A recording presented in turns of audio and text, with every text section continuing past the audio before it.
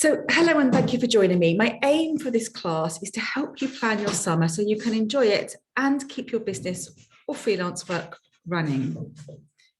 But first, for those of you who don't know me, I'm sure most of you do now, but if you are new, this is me.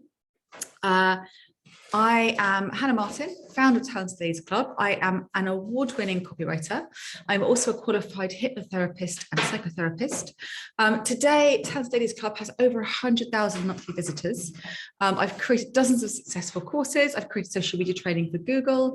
I am a business mentor for NatWest, a member of 2 all-party parliamentary groups in the House of Commons, including one focusing on coaching and mentorship in women. And I am a mother of 2.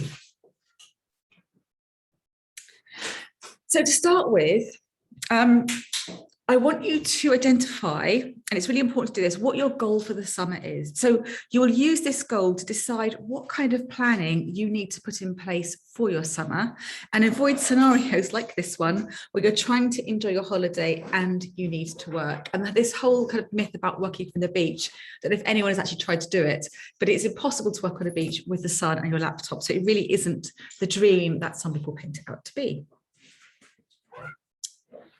So what should your goal be? Here are some of the things to think about. Do you want to maintain your current sales or business or your current work level?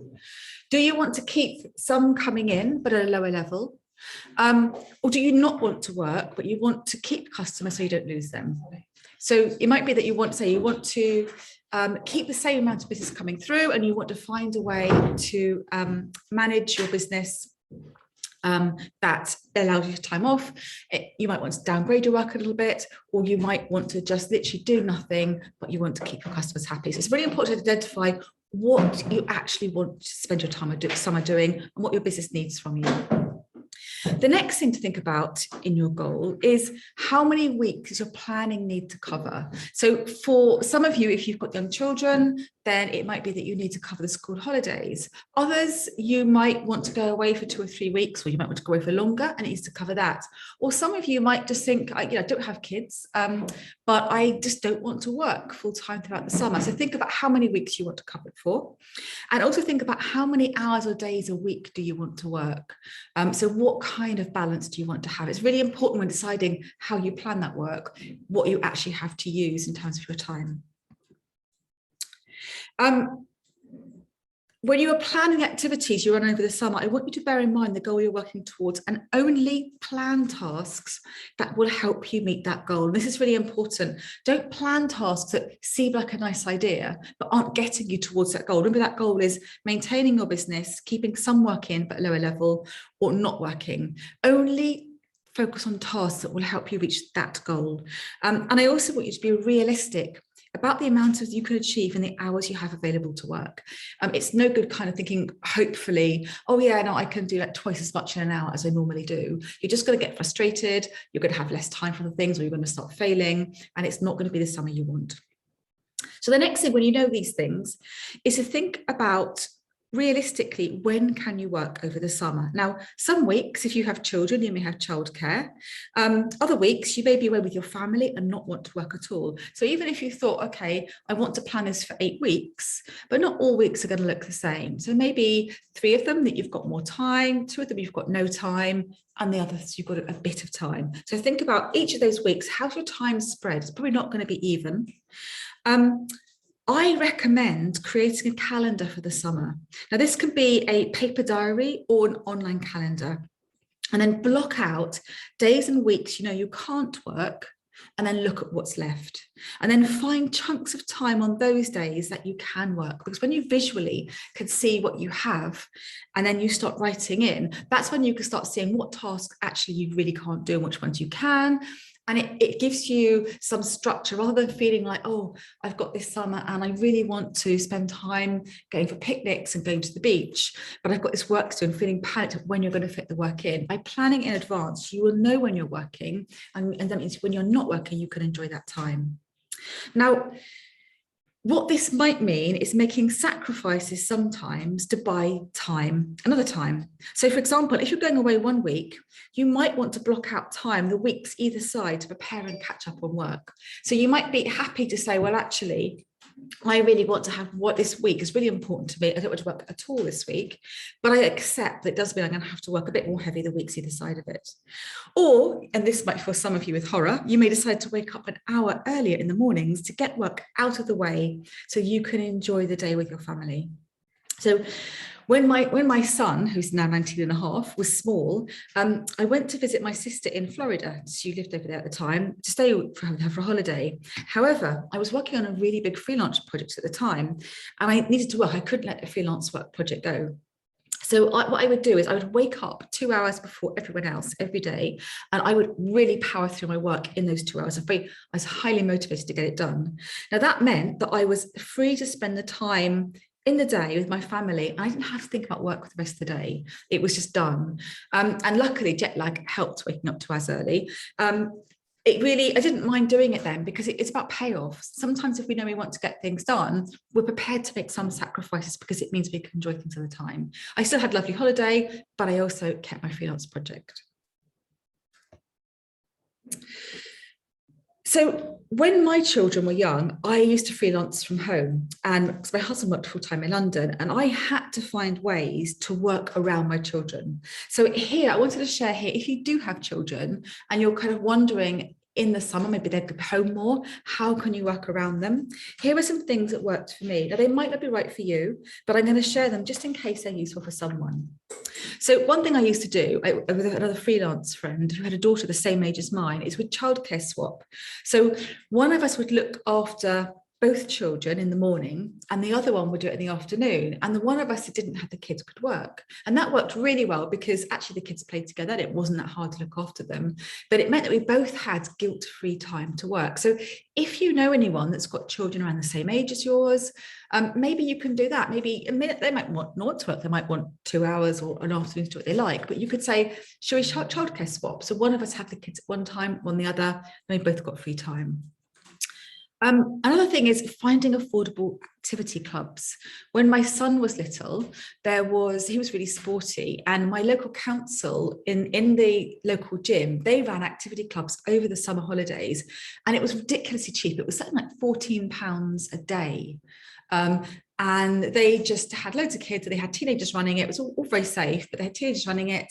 And my son would have a brilliant day and he'd come home exhausted. And I would do that 2 days a week with him. So I had 2 full days a week to work because it was like 9 to 5.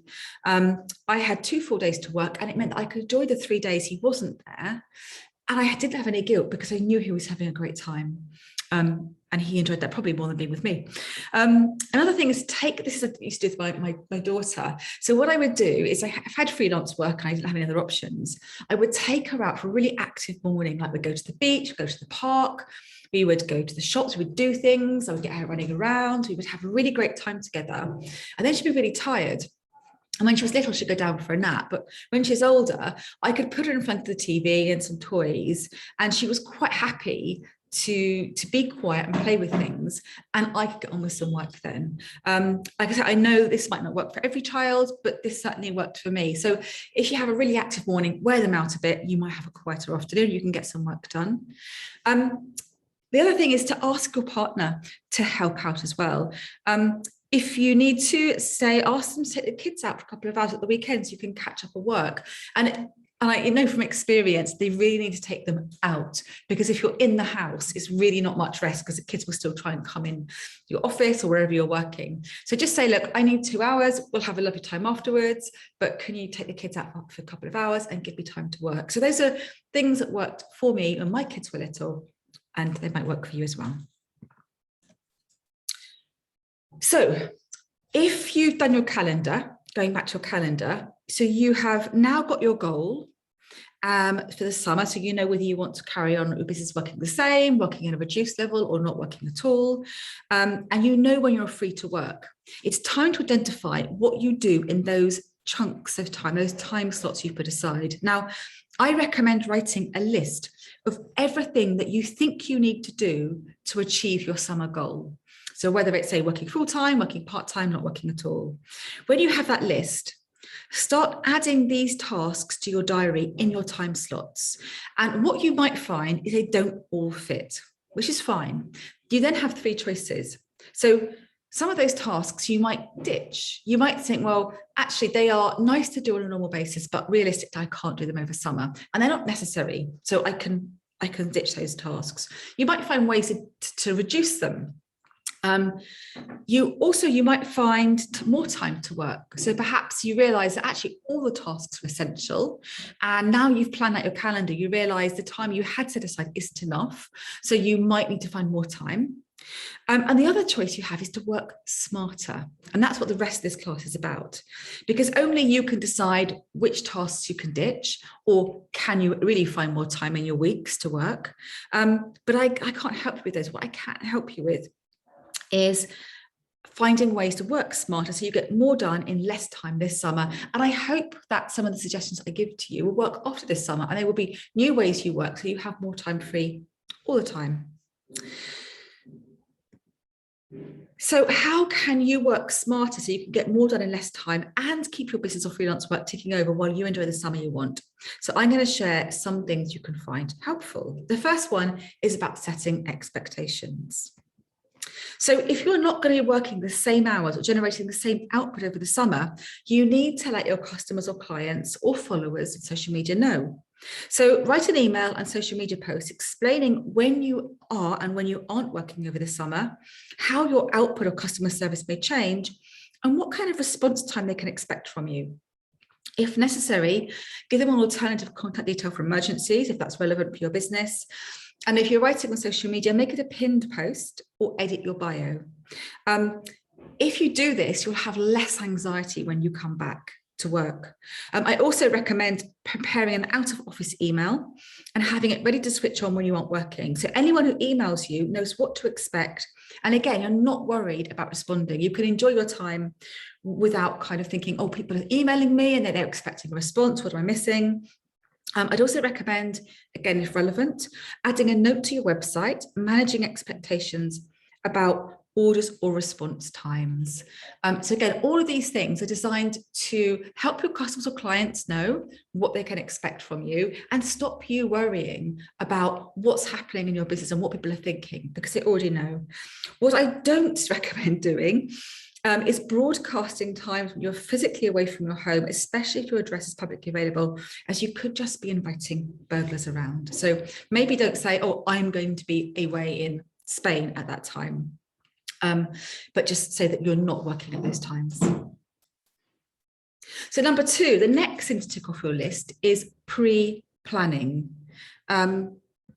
So the time you spend getting organized before the summer will repay you so many times over. So think about what kind of content you need to put out in order to achieve the goal you set for your business or freelance work over summer.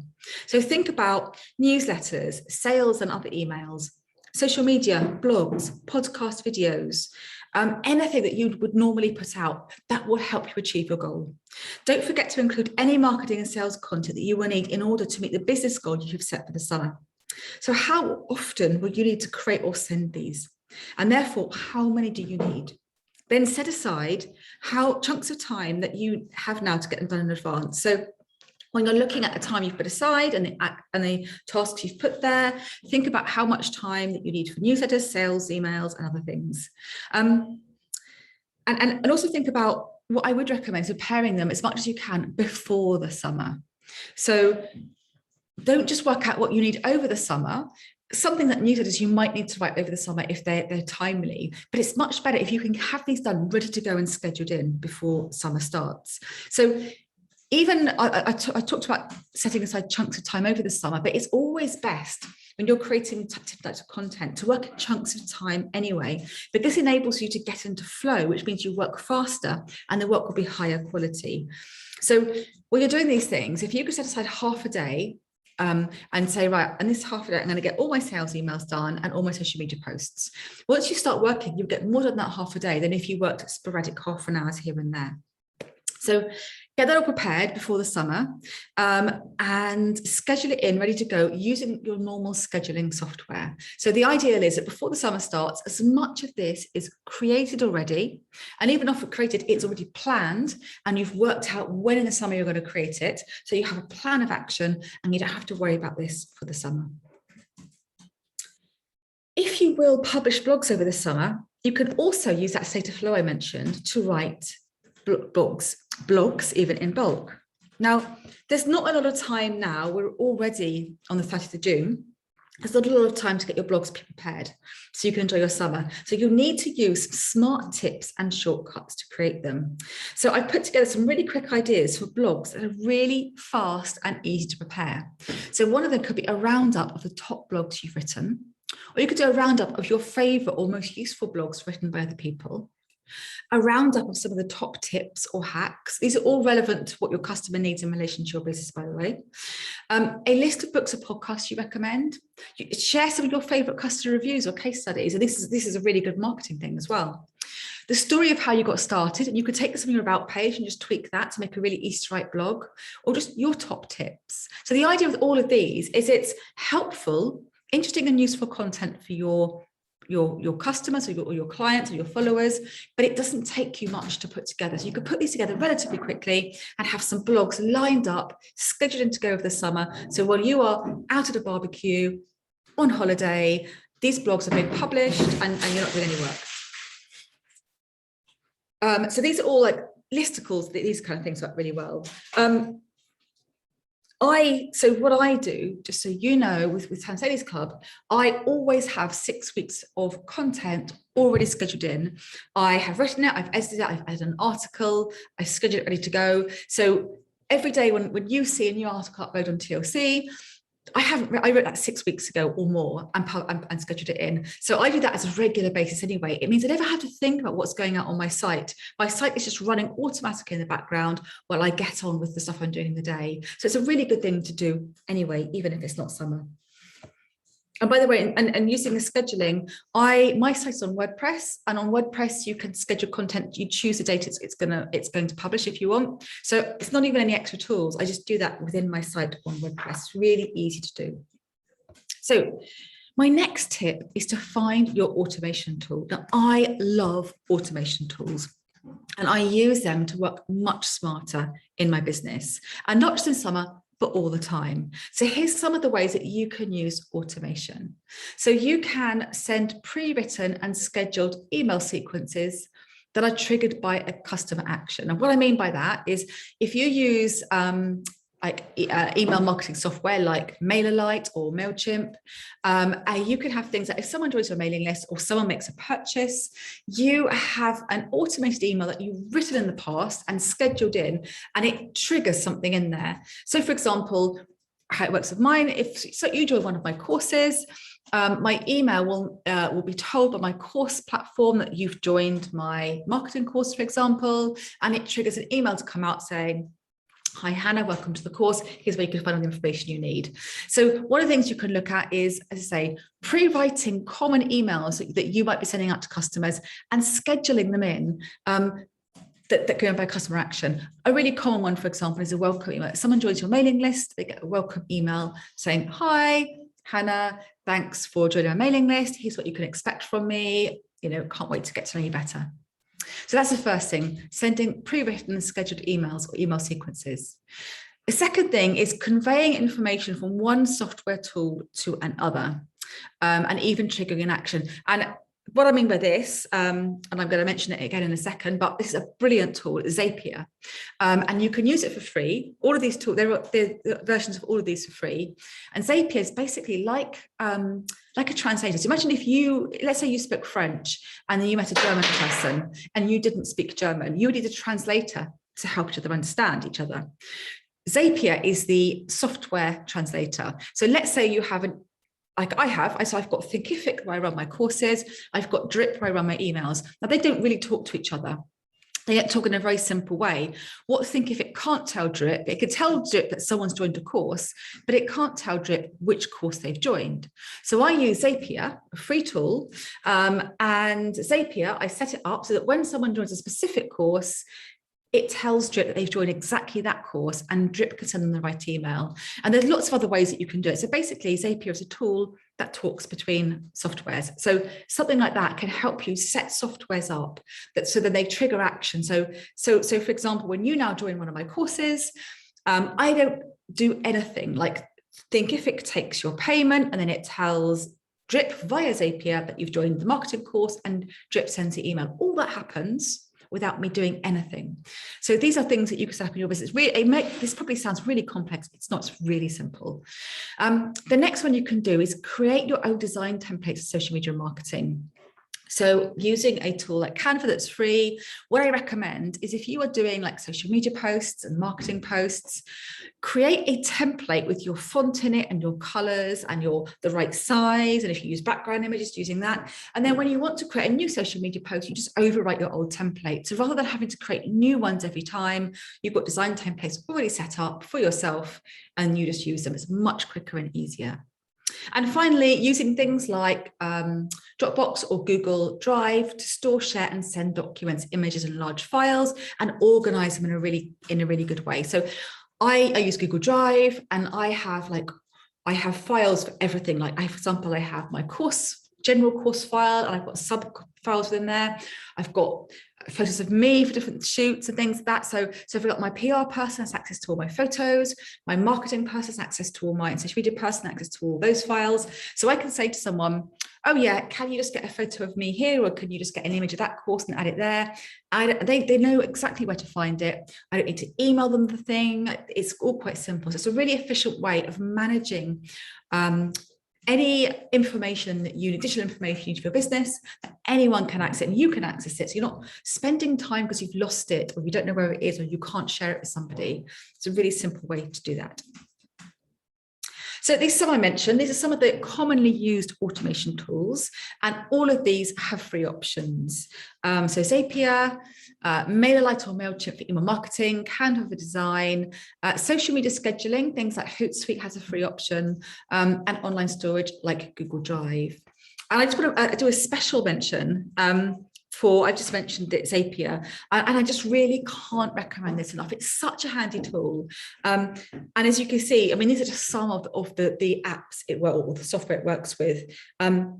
It can connect lots of different things, and it's just it's so simple to set up and so simple to run. And I use it for loads of stuff.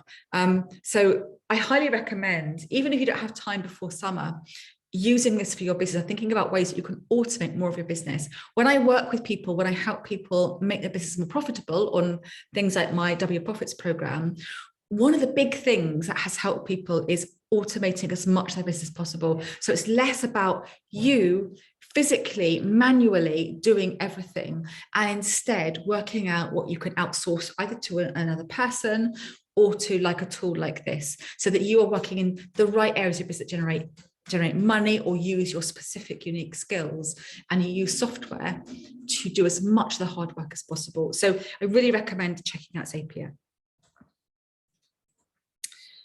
So number 5, using email templates. Now, oh my gosh, this took me years to work out. So I hope this saves you time if you don't know this already. And it's such a simple hack. So this is what you can see here, is what I see if I write an email. I use Gmail is the email software I use for my main emails. And the chances are, in your business or freelance work, there are emails that you often write. There certainly are for mine. Now, it could be a reply letting a client know when the work will be ready, answering common questions, or chasing the status of an invoice. It might be responding to common customer questions or client requests. Now, if you do have if you've got emails like this, I'm betting every single one of you listening to this will have emails that you often write again and again and again. You can write templates for them, which you can tweak if you listen out seconds. So if I want to send an email, I'll open up this. I will hover over templates. You can see there with a little arrow, and then it will bring up a menu of all my saved templates. I click on one. It populates my screen. It has a subject line. It has everything. It says, "Has kind regards, Hannah." It says, "Hi." All I do then is I put the person's name in, and then if I need to change anything, specific, like put the date in of something, I do, and it's gone. It takes me seconds to reply to emails. It is, honestly, this has saved me probably days or weeks of time over the years by using this. Now, In Gmail, like as you see here, as I use, these templates are really easily accessed, as you can see here. If you use another email provider, check and see if they do templates. Most do. Then write templates for your most common replies that you send. And then also think about what kind of replies you want to send out over summer as well. So for example, bringing this back to summer, it might be that you think, well, customers might email me and saying, when's my order coming? Or when are you next going to be doing a live or whatever? And that preempt what replies you might send. So you can pre-write those emails. Instead of having to reply to everyone, you can just go, you might put aside an hour a day to reply to kind of check your inbox and just reply to any urgent emails. And then you go to templates and it's gone in seconds. And for example, you might want to prepare an email reply telling people when you're back in the office and how to get the help in the meantime, because however much you might inform people, people still will ask questions that they might have seen on your website that you're back on the 30th of August and they can call this number, but they still won't email you. So I do recommend having emails saying, I'm back on this date. In the meantime, if you have a question, here's how you can get help. Trust me, this hack will save you so much time if you're not already using it. So my final tip is to plan your finances. Now, if you're not working as much over summer, your income might dip. So you need to plan your finances to ensure you have enough coming in to cover expenses and take out any salary you need. So do some financial forecasting and check your cash flow. You may find that if you reduce your business to the level you're planning, you won't break even over the summer.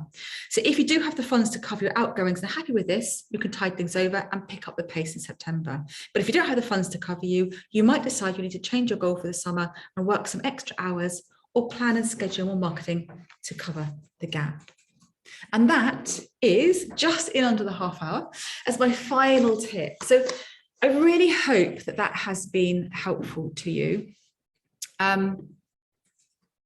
And I really can't, if you might be using some of this already, you might not be, but I really can't recommend them enough. Honestly, like I used to kind of, when I first started, scrabble around in summer and I would get back at the end of the day and I'd been out and I had loads of emails and I would feel bad while I was out because I knew I had emails stacking up.